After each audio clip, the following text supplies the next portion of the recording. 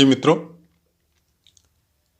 उत्तराषाढ़ा नक्षत्र की चर्चा में है हम लोग और फिलहाल बुद्ध देव की बात करते हैं। अगर उत्तराषाढ़ा नक्षत्र में बुद्ध देव प्रथम चरण में हो तो इंसान साइंस के सेक्टर में या वैज्ञानिक जैसी प्रतिभा का धनी हो सकता है। दूसरे चरण में समाज में अच्छा मान सम्मान होता है, लेकिन शत्रुओं की संख्या भी कुछ विशेष हो सकती है। तीसरा चरण वही दूसरे चरण की भांति समाज में मान सम्मान होता है, लेकिन चंद्रमा की दृष्टि हो तो फॉरेन जाने का भी योग बन सकता है। चतुर्थ चरण सबका, तीनों का, पहला, दूसरा और तीसरा, तीनों चरणों का मिला के मिश्रित फल होता है।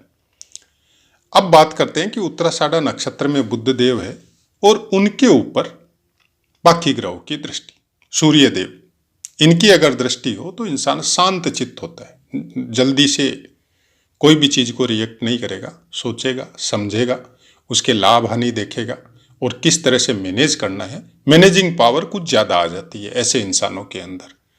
तुरंत निर्णय नहीं लेता है कोई भी चीज का, उसी चीज का तुरंत निर्णय लेगा जिसका लेना कंपलसरी हो। चंद्रमा की दृष्टि, अच्छा राइटर हो सकता है, मिलनसार वृत्ति होती है और किसी का विश्वास नहीं तोड़ता ऐसा इंसान।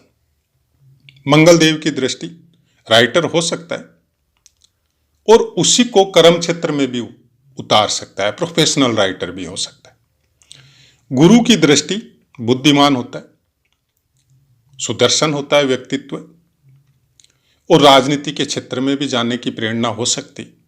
शुक्र देव की दृष्टि, मृदुभाषी होता है, मीठा बोलने वाला और टीचिंग या अध्यापन के क्षेत्र में सफल हो सकता है। शनि देव की दृष्टि, कुछ अच्छा नहीं बताया गया है, चालाकी हो, क्रूरता हो या बिना मतलब जो काम किया ही नहीं फिर भी बदनाम हो गया, तो वैसा कुछ इंडिकेशन देखने को मिल सकता है। ये थी पुस्तक में लिखी हुई बातें और उसी के अनुसार हम लोग इन्हीं बातों पे अब नेक्स्ट पार्ट में चर्चा करेंगे कि कैसा और किस तरह से समझना चाहिए। समाज में मान सम्मान होता है तो जाहिर सी बात है, समाज में मान सम्मान वर्तमान समय में दो ही तरीकों से होता है कि आप अपना स्टेटस बहुत ज्यादा बड़ा बना लो, पैसे के मामले में, फेमसिटी के मामले में, कोई आपके पास ऐसा वर्क आ जाए, चाहे आप राइटर हो, चाहे आप कवि हो, चाहे आप सफल बिजनेसमैन हो, तो जाहिर सी बात है कि वो समाज आपको आदर देगा, आपका सम्मान करेगा। किस लिए? आपसे कुछ चाहिए उनको, किसी को नौकरी चाहिए आपसे, किसी को आपसे दान चाहिए, किसी को आपसे कोई सामाजिक कार्यक्रम या कार्य करवाने के लिए पैसा चाहिए। ये समाज का मान सम्मान एक अलग लेवल में आता है। वो केवल आपके नाम, आपके यश और आपकी फाइनेंस कंडीशन के आधार पर मिलता है और वर्तमान समय शायद ऐसा ही चल रहा है। और बुद्ध देव उसी चीज की प्रेरणा देते हैं। बुद्ध देव आपको ये नहीं देते हैं कि आप इतने ज्यादा विद्वान बनो और अपना कुछ भी भला नहीं करो, केवल समाज का भला करो। बुद्ध देव ऐसा कभी नहीं करते। आप विद्वान भी बनेंगे तो उस श्रेणी में बनेंगे कि आपके पास उस ज्ञान के द्वारा फाइनेंस कंडीशन आपकी बहुत अच्छी होगी। तो ज्ञान के साथ साथ, मतलब सरस्वती के साथ साथ लक्ष्मी का भी वरदान आपके साथ रहेगा। और आजकल के समय में ऐसा भी देखने को मिलता है, जिसके पास पौराणिक ज्ञान है, जिसके पास ज्योतिष ज्ञान है, जिसके पास और कोई क्षेत्र चाहे संगीत का हो, उसका भी ज्ञान बहुत बड़ी बात है। जिसके पास कोई कला है इस तरह की, जिस कला को भी आजकल सोशल मीडिया के द्वारा बहुत उत्थान होता है, उसका बहुत नाम होता है, ऐसे ऐसे इंसानों का हम लोग प्राय कर देखते हैं। किसी भी चीज से, एक पोस्ट से आदमी फेमस हो जाता है और फिर उसकी कला का इस तरह से मतलब आदर होता है पूरे समाज में कि जहां पे वो रह रहा है उसके पहले उसका कोई इतना कुछ नहीं था, लेकिन उसके बाद में वहां पे भी और दूसरी जगह भी बार बार उसको बुलाया जाता है, बार बार उसको सम्मानित किया जाता है। तो ये बुद्ध देव देते हैं। बुद्ध देव के विषय में जब भी आप प्रिडिक्शन करो तो एक चीज हमेशा ध्यान रखो कि बुद्ध देव बिना स्वार्थ के कार्य करने वाले व्यक्तित्व का बुद्ध देव नहीं होता है। जितने भी बिजनेसमैन हैं, जितने भी सफल व्यक्ति हैं, जिनका नाम है समाज में, देश में, विदेश में, सब पे बुद्ध देव का विशेष आग्रह या विशेष कृपा होती है। सफल व्यापारी बुद्ध देव के द्वारा बनता है। बहुत बड़ा विद्वान, बहुत अच्छा टीचर, चाहे सोशल मीडिया में हो, चाहे अपना पर्सनल कोई स्कूल चला रहे हो या कोई यूनिवर्सिटी चला रहे हो, चाहे वहां पे जॉब कर रहे हो। जॉब में भी आज लाखों टीचर है, लेकिन किसी किसी का बहुत नाम होता है। उनके ऊपर बुद्ध देव की विशेष कृपा होती है। हालांकि गुरु का भी इफेक्ट होता है। जहां गुरु का इफेक्ट बेसी हो गया वहां फिर वो पैसे को महत्व कम देगा। जहां शनि का इफेक्ट बेसी हो गया वहां पैसे को एकदम ही अहमियत नहीं देगा, वो केवल लोगों का भला करने में आगे रहेगा। तो जब भी गुरु की, बुद्ध देव की आप किसी नक्षत्र में, उत्तराषाढ़ा की भी बात नहीं है, किसी भी नक्षत्र में बुद्ध देव के अच्छे फलों में जब आप देखो तो ये चीज आपको हमेशा साथ में रखनी पड़ेगी कि बुद्ध देव आपको स्वार्थ, जो भौतिक शरीर को जो भोग चाहिए, और उसमें भी सबसे ज्यादा इनकम के सोर्स, वो बुद्ध देव प्रोवाइड करवाते हैं आपको। कोई गलत नहीं है, जरूरी भी है, क्योंकि संसार में अगर जीना है, शरीर को अगर अच्छा रखना है, शरीर को अगर स्वस्थ रखना है, परिवार को समृद्ध रखना है, समाज में एक नाम रखना है, तो यह भी जरूरी है। बगैर पैसे के भी जीवन नहीं कटता है। और वर्तमान समय की हकीकत है, उसको स्वीकार करना पड़ेगा, चाहे आप हो चाहे हम हो। हम लोग ये सोचे कि सब ग्रह नक्षत्र हम लोगों को केवल लोगों का भला करने के लिए प्रेरित करे। ग्रह नक्षत्र किसी का भला या बुरा करने के लिए आपको प्रेरित नहीं करते। ग्रह नक्षत्र अपने अनुसार कार्य कर रहे हैं।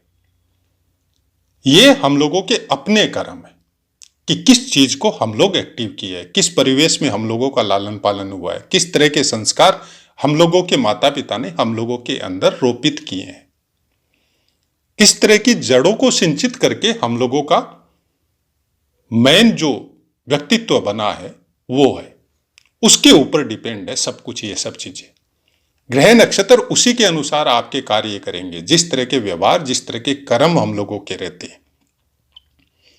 विदेश जाने की बात तीसरे चरण में बताई गई है। विदेश जा सकता है अगर चंद्रमा की दृष्टि हो तो। चंद्रमा की दृष्टि बुध के ऊपर तो जाहिर सी बात है बुध देव की भी हो सकती है, क्योंकि अगर सप्तम दृष्टि की बात करें तो दोनों की हो सकती है। लेकिन बाकी अगर 1 चरण, 2 चरण, 3 चरण, 4 चरण वाली दृष्टि की बात करें तो हो सकता है नहीं हो, वो एक अलग मैटर है।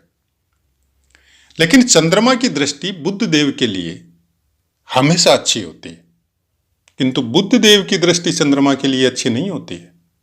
वो आपके मन को कभी शांत नहीं रहने देता है। अगर बुध देव की दृष्टि चंद्रमा पे पड़ रही है तो चंद्रमा के फलों का कुछ न कुछ कमी आपके दिमाग में आएगी। नेगेटिव थिंकिंग करने लग जाता है इंसान। ऐसा बहुत सी कुंडलियों में देखा गया है। बुध चंद्रमा की युति अच्छी भी होती है और खराब भी होती है, दोनों चीजें। यहां पे जरूरत यह है कि कैसे इंसानों के साथ बैठा है, किस तरह के कामों के साथ बैठा है। कई आदमी ऐसे ऐसे कार्य कर जाते हैं कि हम लोगों को पता ही नहीं रहता है और बाद में पता चलता है। वो नेगेटिव भी हो सकते हैं, पॉजिटिव भी हो सकते हैं। तो जब ऐसी दृष्टियां हो किसी के भी ऊपर, तो कम से कम ऐसे इंसानों को अकेले नहीं रहना चाहिए। यह हमारी अपना अभ्यास है, कई कुंडलियों में देखा है। क्योंकि अगल बगल में कुछ ऐसे केस हुए, चाहे आप कोरोना काल की वजह से समझ लो, चाहे कुछ और समझ लो, तो जब उन कुंडलियों का अध्ययन किया गया तो ऐसी बातें कुछ सामने आई थी। क्योंकि कोरोना काल में आदमी जहां था वो वहीं रह गया, वो आने ही नहीं सका 3-3, 4-4 महीने तक अपने स्थान पे। तो ऐसी बहुत सी चीजें हुई कि अकेले रह के आदमी अपने आप को संभाल सकता है क्या। उसमें सबसे बड़ी फाउंडेशन होती है हम लोगों के अपने परिवार के जो कर्तव्य है बच्चों के प्रति, या बच्चों का माता पिता के प्रति या परिवार के प्रति। उस फाउंडेशन का बहुत बड़ा योगदान होता है कि चंद्रमा को कितना बलवान करके हम लोग रखते हैं। विल पावर मनोबली जिसको बोला जाता है, उसके अंदर चंद्रमा को देखा जाता है। और तर्क या व्यापारिक बुद्धि, अपने लाभ के लिए कोई कार्य करना, उसके लिए बुध को देखा जाता है। और दोनों ही जरूरी है आपकी कुंडली में। वर्तमान भौतिक शरीर को जो चीजें चाहिए, उनके लिए दोनों की ही जरूरत है। लेकिन अगर चंद्रमा बलवान है तो बुध देव का आपको अच्छा ही फल मिलेगा, क्योंकि आदमी मनोबली है, साहस नहीं हारेगा। एक बार सफल नहीं हुआ, दोबारा सफल होगा।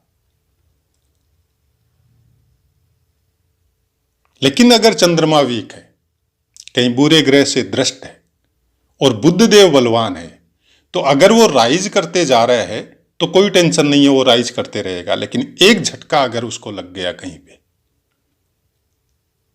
तो वो अपने आप को संभाल नहीं सकेगा। ऐसा बहुत सी जगहों में देखते हैं हम लोग कि आदमी राइज कर रहा है और कहीं पे एक झटका लग गया तो डिस्टर्ब हो जाता है दिमाग से। तो ये चीज थोड़ी नोट करने लायक है, उसको हमेशा दिमाग में ये सेट करके रखिएगा कि बुध और चंद्रमा की आपस में दृष्टि जो है, वो नेगेटिव और पॉजिटिव दोनों इफेक्ट कर सकती है आपके ऊपर। तो आशा है मित्रों पाठ समझ में आया होगा। हम अपनी वाणी को विराम देते, आपसे आज्ञा लेते। जय माता।